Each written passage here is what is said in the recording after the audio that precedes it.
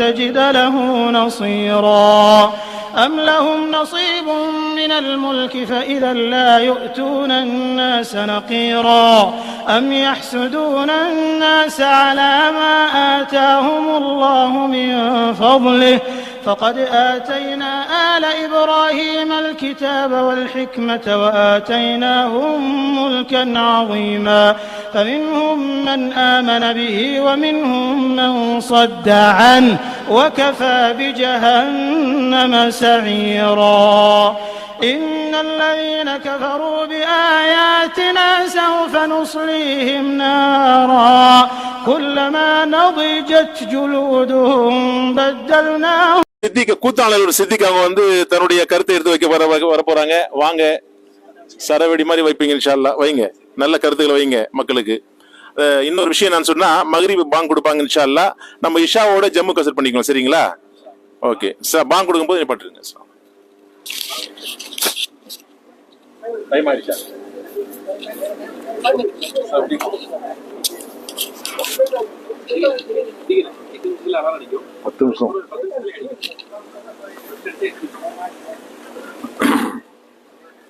அஸ்ஸலாமு அலைக்கும் வரஹ்மத்துல்லாஹி வபரகாத்துஹு. அன்பிற்குரிய நடுவர் அவர்களே, எதிரில் இருக்கக்கூடிய சகோதரர்களே, இந்த கருத்தரங்கத்திற்கு வருகை தந்த இந்த சகோதர பெருமக்களே, உங்கள் அனைவருக்கும் எல்லாம் உள்ள இறைவனிடத்தில் துஆ செய்வதனாக என்று சொல்லிக்கொண்டு, என்னுடைய தலைப்பாக மலிந்து வரும் போதையால் அழிந்து வரும் இளைஞர்கள் என்ற தலைப்பின் கீழ் சில கருத்துக்களை உங்கள் முன் பதிவிட கடமைப்பட்டிருக்கிறேன். இதற்கு காரணம் காசை மட்டுமே குறிக்கோளாக கொண்ட கல்வியாளர்கள் தான் காரணம் என்ற செய்தியை உங்கள் முன் ஆணித்தனமாக வைத்துக் கொள்கிறேன். வாங்க சொல்றாங்க.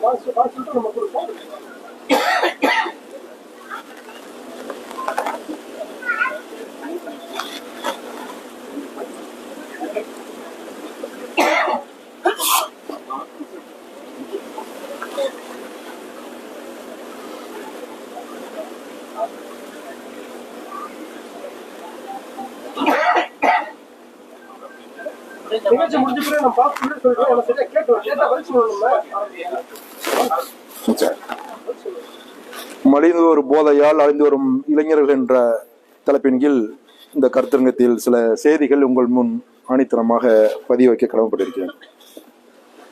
இதற்கு காசை மட்டுமே குறிக்கோளாக கொண்ட கல்வியாளர்கள் தான்.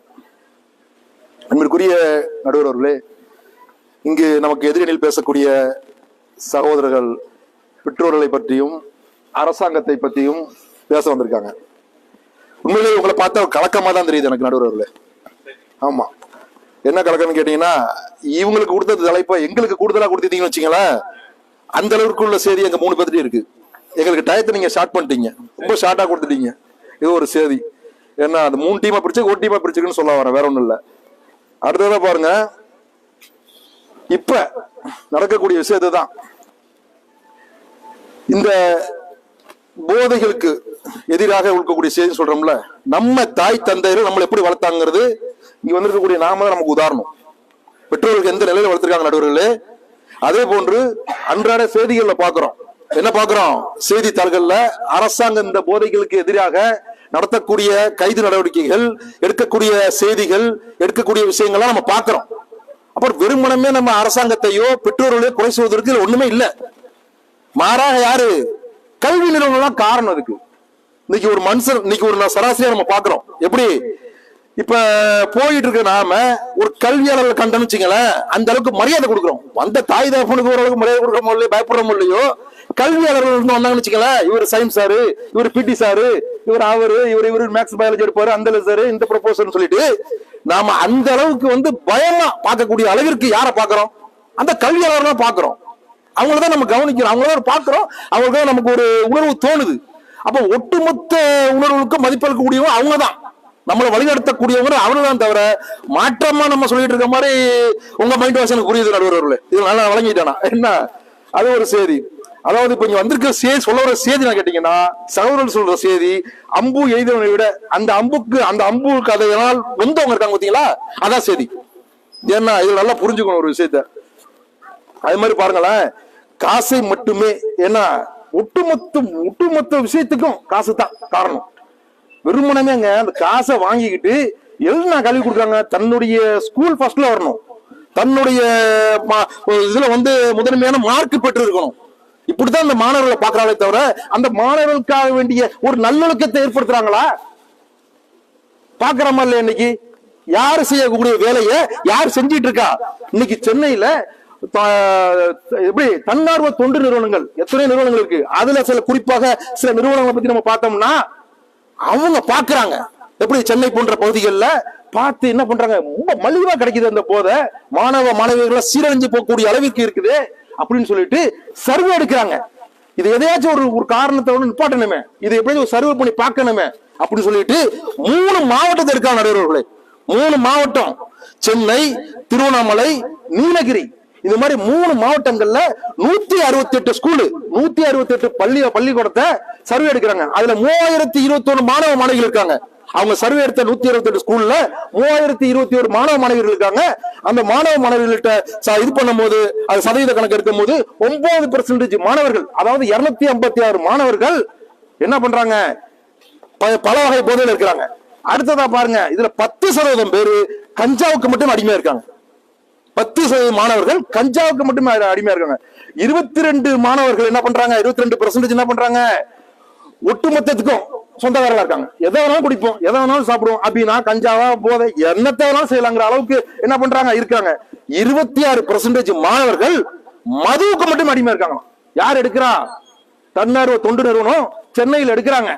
திரு சுந்தர் சிஎம் அவர் இயக்குனர் இருக்காரு, அவர்களுடைய டீம் பிரிச்சு போய் இந்த 3 மாவட்டத்தை எடுக்கிறாங்க. அது மட்டும் இல்லாம 29% பேரு மற்ற எல்லா போதையும் விரும்பி குடிப்பாங்க போல தெரியுது.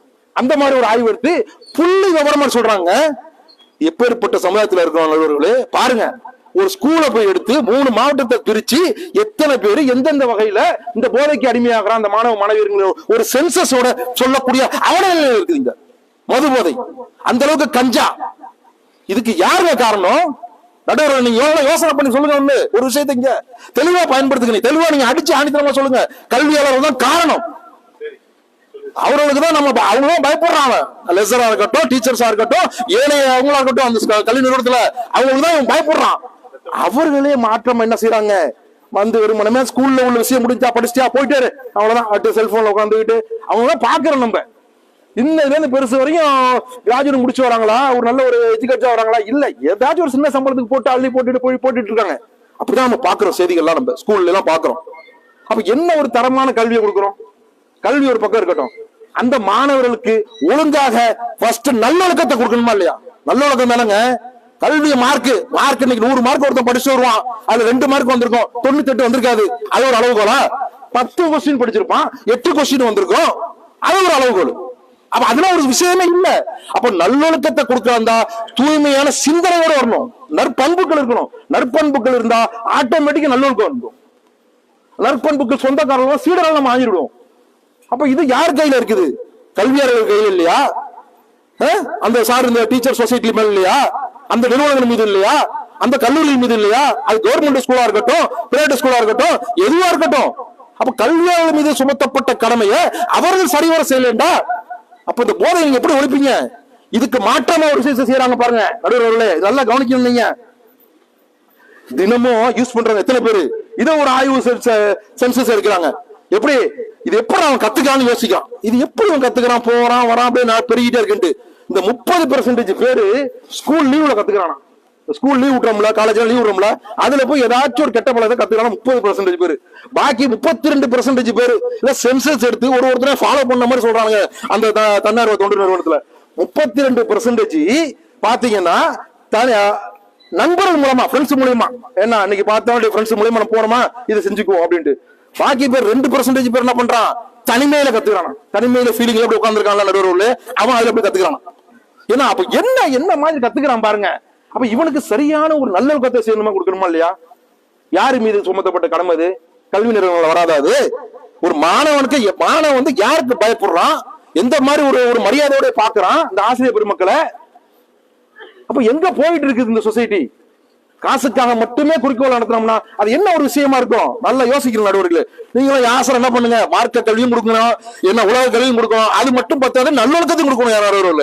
இது நீங்க உங்களுக்கு சொல்லிக்கிறேன். என்ன அதே மாதிரி பாருங்க, இன்னைக்கு வியக்கக்கூடிய அளவுக்குள்ள தமிழ்நாட்டில் நடக்கக்கூடிய விஷயம் என்ன? இதுக்காக வேண்டி யாரு ரொம்ப போர்க்கொடி தூக்குறான்? அமைப்பினரா? இப்போ அந்த அண்ணன் திருமாவளவன் போன்றவங்க எல்லாம் என்ன பண்றாங்க, இப்போ ஒரு போர்க்கொடி தூக்கி இருக்காங்க. என்ன அமைப்பினர் கொடுக்கல, அரசியல் பெருமக்கள் கொடுக்கல, பொதுமக்கள் கொடுக்கல, குடும்பத்தினர் கொடுக்கல, யாருமே கொடுக்காத ஒரு விஷயத்த முற்றிலும் மாறுபட்ட கோணத்துல கல்வி இந்த விஷயத்த யாரு முதல் கையில் எடுத்தா தெரியுமா? கல்வித்துறை, காவல்துறை அதிகாரிகள் எடுத்தாங்க. எடுத்து இப்ப சென்னை மெரினால வந்து பல பள்ளி மாணவர்கள் வச்சு விழிப்புணர்வு பொதுக்கூட்டம் போட்டாங்க. அந்த விழிப்புணர்வு பொதுக்கூட்டத்துல கல்யாண சுந்தரம் போன்ற சில நகைச்சுவை பேச்சாளர்லாம் வச்சு என்ன பண்ணாங்க, நல்ல ஆர்வமா போட்டாங்க. எடுபட்டுச்சு மக்கள் மத்தியில. எடுபட்டு அந்த மக்களுக்கு, அந்த மாணவர்களுக்கு எப்படி ஒரு நகைச்சுவையோடு சில செய்திகளை கொடுத்தாங்க, விழிப்புணர்வு கொடுத்தாங்க, நல்லொழுக்கத்தை எப்படி பயன்படுத்தணும், எப்படி நம்ம செஞ்சுக்கோங்கிற ஒரு விஷயத்தை சொன்னாங்க. அவர் மனசுல ஆழமா பதிய வச்சாங்க.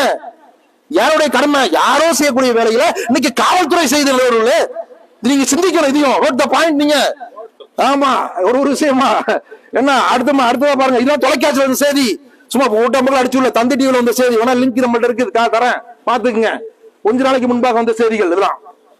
அதே மாதிரி பாக்குறாங்க, காவல்துறை தொடர்ந்து இது மாதிரி விஷயம் பண்ணிட்டே வருது. திரும்பி என்ன பண்ணுது? காவல்துறை தான் பண்ணுது. அரசாங்கம் இல்லைங்கிறாங்க. எதை வச்சு சொல்ல வராங்கன்னு நமக்கு தெரியல. நமக்கு காவல்துறை தொடர்ந்து என்ன பண்றாங்க, அடுத்ததான் யோசிக்கிறாங்க. எப்படி புதுமையா யோசிக்கிறாங்க. இந்த பேஸ்மெண்ட் அழிக்கணும். கைது வாகன சோதனை பண்றாங்க. அதுல இருந்து அள்ளுறாங்க, அங்கங்க கடைகள் அள்ளுறாங்க, எங்க அள்ளிட்டு இது இப்படியே அள்ளிட்டே இருக்கிறோம். ஓகே, ஆனா எங்கேயாவது சப்ளை ஆகுது, எங்க வருது, இதுக்கு என்னடா தீர்வுன்னு பாக்குறாங்க. இந்த பேஸ்மெண்ட் அழிக்கணும், இந்த அடித்தளத்தையே ஒழிக்கக்கூடிய அளவிற்கு அவங்க யோசிக்கிறாங்க. யோசிக்கும் போது என்ன பண்றாங்கன்னு பாத்தீங்கன்னா, உங்களோட அடிக்கடி பார்த்து பேச வேண்டியது, அப்படி பார்த்து பேசிட்டு உட்காந்து என்ன யோசிக்கிறாங்க. யோசிச்சுட்டு என்ன பண்றாங்க கேட்டீங்கன்னா, இதை எப்படியாச்சும் கொண்டு அடித்தளத்தை அழிக்கணும் அப்படியே பாக்குறாங்க. அப்படியே பார்த்துட்டு இத பத்தி இந்த காவல்துறை என்ன பண்றாங்க, ஒரே வழி இந்த மாணவர்களுக்கு சிந்தனையை கொடுக்கணும். அவங்க யோசிக்கிறாங்க. கல்வியாளர்கள் யோசிக்கிறதுக்கு பதிலாக காவல்துறை அதிகாரி யோசிக்கிறாங்க. அவங்க யோசிச்சு இவருக்கு சரியான பாடத்தை புகட்டுன்னு சொல்லிட்டு இந்த மாணவர்கள் எல்லாம் கொண்டு என்ன பண்றாங்க, அப்படியே அழகழகா கொண்டு வந்து அப்படியே விழிப்புணர்வு கொடுக்குறாங்க. நல்லொழுக்க பயிற்சி முகாம் நடத்துறாங்க. இது மாதிரி விஷயம் நடத்துறாங்கல்ல, இது இவருடைய வேலையா? நல்ல ஆசிரியருடைய வேலை இல்லையா? அது ஆசிரியருடைய வேலை இல்லையா?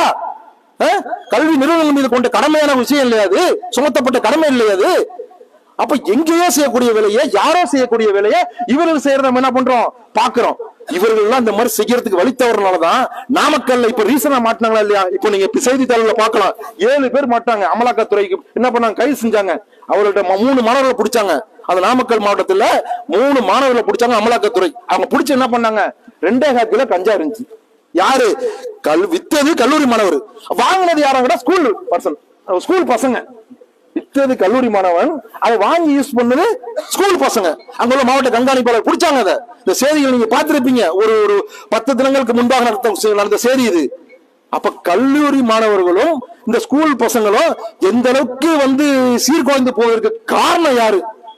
இதை சொல்லி கொடுத்து நம்ம கிளாஸ்ல இருக்கிறது இல்லையா? எத்தனையோ பீரியடு, எத்தனையோ கிளாஸ்ல எந்தெந்த விதமான கல்வி விஷயங்கள்லாம் சொல்லி கொடுக்குறாங்கல்ல. நல்லொழுக்க பயிற்சி முகாம்ங்கிற பேர்ல ஒரு ஸ்கூல்ல ஏதாச்சும் அப்படி ஆரம்பிச்சு இதை செய்து இருக்குதா? அதை யோசனை பண்ண நடுவர்களே, அதை சிந்திக்கணும். அதை ஸ்கூல் வார்டன், ஸ்கூல்ல இருந்து ஒட்டுமொத்தவங்களுக்கும் அது உதிக்கக்கூடிய அளவிற்கு அந்த நல்லொழுக்கத்தை நீங்க சொல்லி கொடுத்து வளர்த்தீங்கன்னு வச்சுங்களேன், அப்படியே அடி பேஸ்ல போட்டீங்கன்னு வச்சுங்களேன், அது மரமா காய்ச்சி அது பல பேருக்கு ஸ்பிட் ஆகக்கூடிய நிலை ஏற்படுங்க. இதெல்லாம் நம்ம பார்க்கணும். ஏன்னா அடுத்தத ஒரு செய்தி மட்டும் சொல்லிக்கிறேன்னு, ஏன்னா அடுத்த ஒரு செய்தி பாருங்க, மாவட்டத்து லெவலில் மாநில லெவலில் ஒரு விஷயமும் இந்த ஸ்கூல் வரணும் வரணும் வரணும் அவங்க துடிக்கிறாங்களே தவிர ஒரு மாணவர்களுக்காவது உண்மையான உன்னதமான உணர்வுகள் முடிந்த ஒரு விஷயத்தை பதிய வைக்கிறா.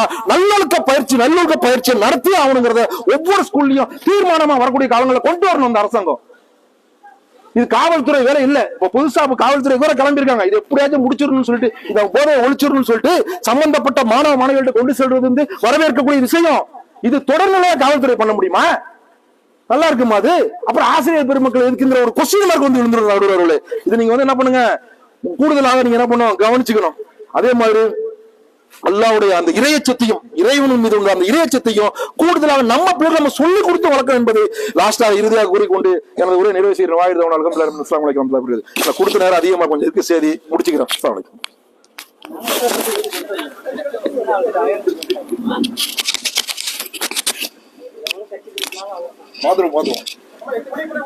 மாஷா அல்லாஹ், மிக அருமையாக கூத்தானூர் சித்திக் அவங்க வந்து பல கருத்துக்கள் எடுத்து வச்சாங்க. அதாவது பள்ளி பருவத்தில் இருக்கக்கூடிய பிள்ளைகள் நீ பார்க்கணும், யூனிஃபார்ம்லயே வந்து போதை, உடனே ஸ்கூல்ல போகும்போது ஸ்கூல் மட்டும் வரும்போதும் காலேஜ் விட்டு வரும்போது ஆண்கள் பெண்கள் என்ற அந்த பேதம் இல்லாமல் என்ன பண்றாங்கன்னா, அந்த சாராய கடையில் நின்றுகிட்டு அந்த சாரா வாங்கிட்டு, அதாவது விஸ்கி பீர் அந்த பிராந்தி கடை நினைக்கிறேன், அங்க நின்றுகிட்டு வாங்கிட்டு போறது வந்து இன்னைக்கு வந்து சாதாரணமாக மீடியாவில் பாக்குறோம். அது ரொம்ப கேவலமாக பேசுறாங்க. ரெண்டாவது நான் சொன்னா, பல குற்றங்கள் போதைகளால பல குற்றங்கள் வந்து பள்ளி பருவத்தில் பள்ளிக்கூடங்களே சர்வசாதாரணமாக விற்பனை செய்யப்படுகிறது. அங்கே இருக்க மக்கள் அதுக்கு பள்ளி உடந்தையாக இருக்குது நம்ம சொல்ல வரல, கவனிக்க தவறுதான் மேட்டர் என்ன. அதே போன்று வந்து கல்வி இறுதி ஆண்டுன்னு சொல்றாங்க. இறுதி ஆண்டுல வந்து பார்ட்டி என்ற பேர்ல வந்து பல போதைகளாக உபயோகப்படுத்துறாங்க. ஏன்னா பீர் விஸ்கி சர்வசாதாரணமாக நடக்கக்கூடிய சம்பவங்கள் வந்து பாக்குறோம். அப்போ நல்ல ஒழுக்கத்தை அந்த கிட்டத்தட்ட 10 மாசம் தாய் சுமந்து பெக்கிறாங்க. 10 மாசம் மாணவர்களை சுமக்கக்கூடியது கல்வி நிறுவனங்கள். 2 மாசம் தான் லீவ் விடுறாங்க இன்ஜினியர் ஷெரீப். 10 மாசம் சுமக்கக்கூடியது கல்வி நிறுவனங்கள். 10 மாசத்துல என்ன அறிவு பெற்று கொடுத்தீங்க நீங்க? என்ன ஒழுக்கத்தை கொடுத்தீங்க? அந்த ஒழுக்கத்தையும் அறிவையும் சரியாக கொடுத்திருந்தால் அவன் கல்லூரி விட்டு வரும்போது போதையில் மிதப்பானா? அந்த போதையை வந்து எடுப்பானா? அப்போ என்ன கல்வி நிறுவனங்கள் நீங்கள் தவறுகிறீர்கள், அலட்சியமாக இருக்கிறீர்கள். சொல்லும் போது சொன்னாங்க, நீங்க வந்து காசு வாங்கிதாங்க, காசுல குறிக்கோள் இருக்காங்கன்னு சொல்லி. அப்ப அப்படித்தானே தென்படுது, அப்படித்தானே யோசிக்க வைக்குது. மக்கள் எவ்வளவு உழைச்சி கஷ்டப்பட்டு தன் பிள்ளை நல்ல வாழ்க்கை நல்லா இருக்கும்னு சொல்லி பள்ளி கல்லூரிக்கு படிக்க வைக்க அனுப்புறாங்க. அப்போ நீங்க அந்த ஆசிரியர்கள் மிக மிக பொறுப்பாளிகள் என்பது ரத்தின சுருக்கமாக அருமையான முறையில் எடுத்து வச்சாங்க. கல்வி நிறுவனங்கள், ஆசிரியர்கள் பொறுப்பாளிகள், அவங்க தான் ரொம்ப முக்கியமான பொறுப்பாளிகள், கவனம் செலுத்தணும்.